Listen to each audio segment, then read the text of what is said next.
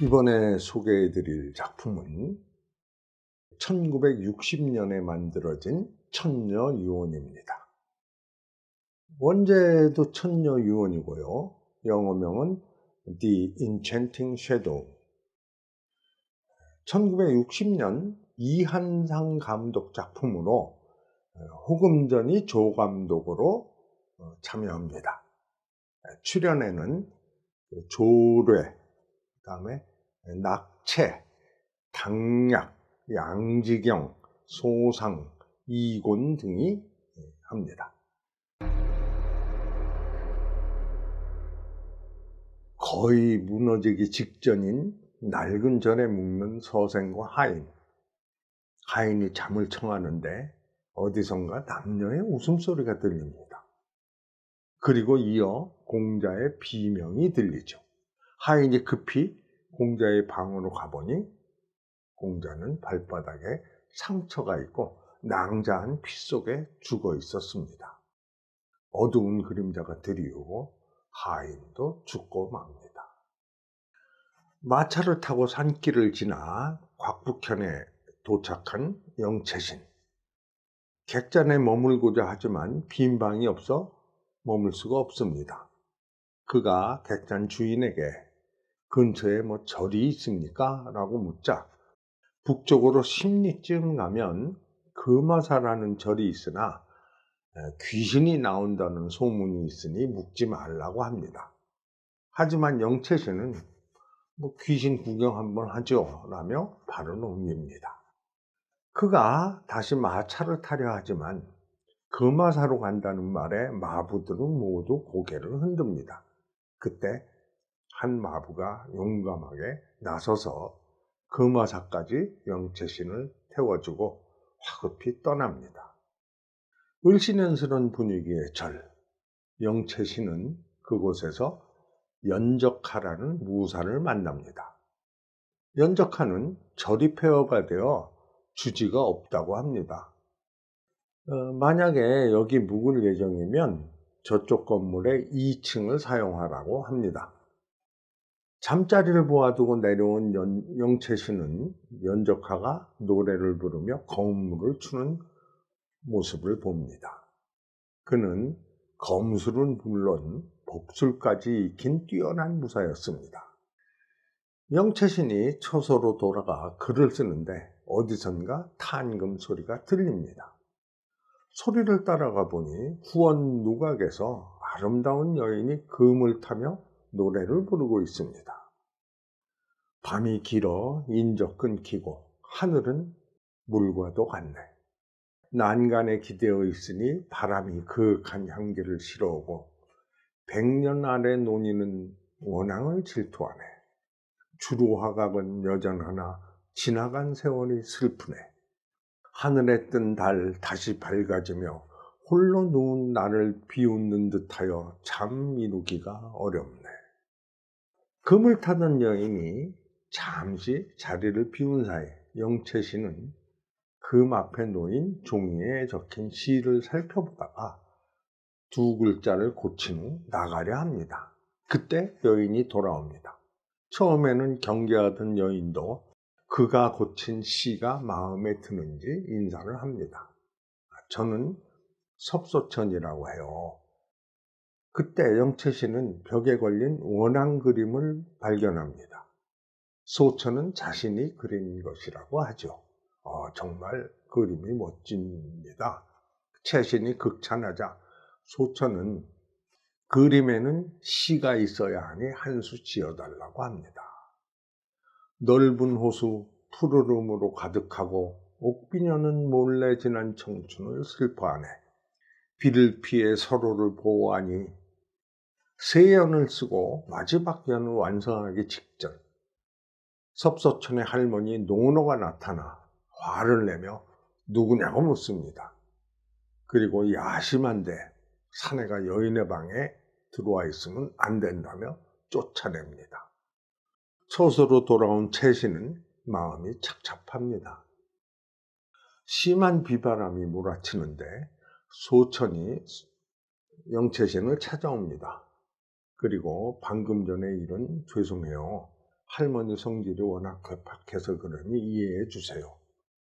영채신도 하긴 뭐 야밤에 남녀가 함께 있으면 사람들 입에 오르내리기 쉽죠. 섭소천은 시를 완성해 달라고 합니다. 영채씨는 붓을 들고 마지막 연을 써내려갑니다. 넓은 호수 푸르름으로 가득하고 옥비녀는 몰래 지난 청춘을 슬퍼하네. 비를 피해 서로를 보호하니 원한이 부러울 뿐 신선은 부럽지 않네. 아, 정말 훌륭해요. 소천이 그의 품에 안기며 적극적인 구애를 하지만 채씨는 마음을 다스리며 선비의 풍모를 지키려 애를 씁니다. 실망한 소천은 떠납니다. 이튿날 아침, 영채씨는 연적하와 인사를 나누고 다시 도성으로 향합니다. 영채신이 도성으로 가는 중 길에서 만난 서생이 묻습니다.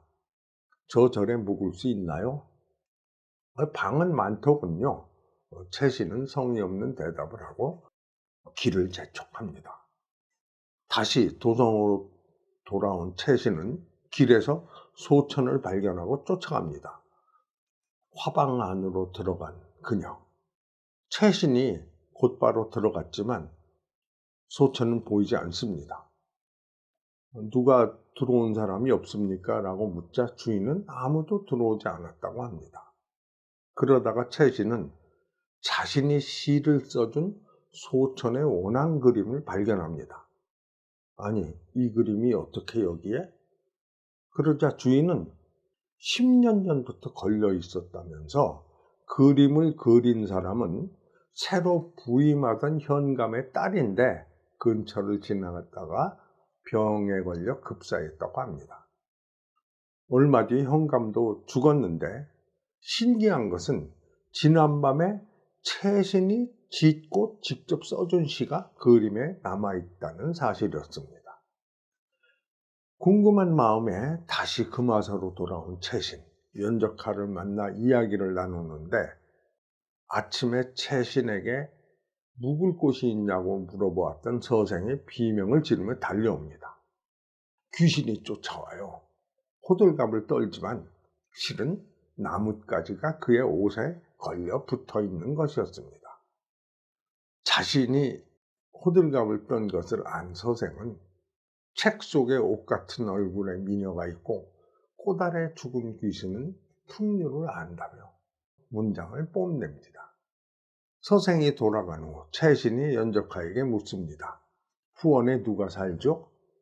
연적하는 아무도 살지 않소. 고개를 갸웃하며 처소로 돌아가는 채신. 그런데 소천이 나타납니다. 어젯밤 당신을 다시 만난 걸 알고 할머니가 저를 때렸어요. 그러니 나를 데리고 도망쳐 주세요. 하지만 채신은 매정하게 거절을 합니다. 소천은 도망칠 생각으로 꾸려온 보퉁이에서 폐물들을 꺼내 이젠 내게 필요 없으니 당신이 가지세요 라고 하지만 채신은 거절합니다. 그러면 시에 대한 대가라고 생각하세요. 채신은 시는 서로 마음이 통해 지은 것인데 어찌 값을 받을 수 있겠소? 라며 역시 거절하죠. 섭소천은 눈물을 흘리며 나가고 그때 누군가의 비명이 들려옵니다. 채신이 급히 달려가 보니 낮에 이야기를 나눴던 서생이 발바닥에서 피를 흘린 채 죽어 있었습니다. 공포스러운 밤을 보내고 다음날 아침 채신이 후원에 가보니 누각은 온데간데 없고 거의 폐허나 다름없는 곳이었습니다. 그런데 다시 밤이 되자 소천이 나타나 사실을 고백합니다. 자신은 관인의 딸인데 죽어서 귀신이 되었고 법력이 높은 노노에게 잡혀 사람들을 유혹하고 노노가 그 사람의 피를 빨아먹는다는 것이었습니다. 그리고 오늘 밤 삼경에 노노가 당신을 죽이러 올 것이니 도망가라고 합니다. 또 채신이 도와주지 않으면 자기는 영원히 구천을 떠돌기 때문에 환생하기 어려울 것이라고 합니다. 채신이 어떻게 도와야 하느냐고 묻자 후원 백양목 아래 비석이 있는데 그곳에 묻혀있는 자신의 유골을 고향인 청화연으로 가져다가 묻어주면 환생할 수 있다고 합니다. 영채씨는 연적하를 찾아가 밤새 대화를 나누자고 하지만 연적하는 자기는 자겠다며 채신에게 경서를 줍니다. 그리고 칼을 창문가에 걸어둡니다. 밤이 깊어지자 거센 비바람이 불어 촛불이 꺼지고 창문에 그림자가 나타나지만 창문가에 걸린 칼에 놀라 도망치고 맙니다. 나부키는 머리카락, 뾰족하고 긴 손톱, 끔찍한 모습이었습니다. 연적하의 도력에 감탄한 채신이 왜 귀신을 처치하지 않느냐고 묻자 세상에는 귀신보다 악한 인간도 많소. 그래서 나는 어느 쪽도 관여하지 않고 있소. 이튿날 채신은 후원 백양목 아래에서 소천의 유골을 거둬 처소로 돌아옵니다. 그런데 어느 틈엔지 방이 그냥 숲으로 변해 있었습니다. 그리고 그 순간 노노가 소천과 함께 나타나 저놈을 죽인 후 너도 혼내주겠다고 합니다. 노노가 쏜 불꽃에 쓰러진 나무에 길이 막힌 채신. 도망치지 못하는 그를 죽이려 노노가 지팡이를 치켜드는데 연적하가 나타납니다. 비로소 얼굴을 드러낸 요괴는 차마 눈뜨고 보기 힘든 흉측한 얼굴이었습니다. 하지만 연적하의 무공을 당해내지 못하고 도망칩니다. 연적하가 칼을 던져 노노의 등을 꿰뚫고 노노는 앙상한 백골이 됩니다. 섭서천의 유골을 가지고 고향으로 떠나는 채신. 소천의 홀령이 나타나서 감사 인사를 합니다.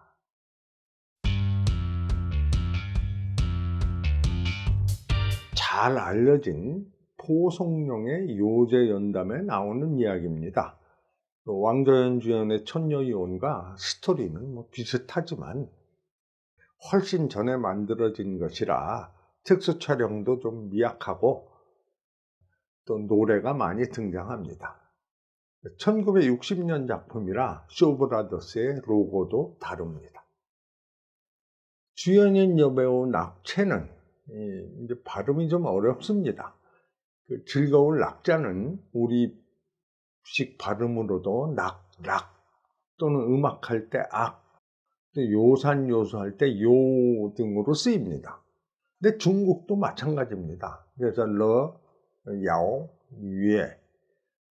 근데 그 병음, 그 중국어를 영어로 표기한 발음을 보면 로티라고 하는 것을 봐서 낙채라고 해야 옳을 듯 싶습니다.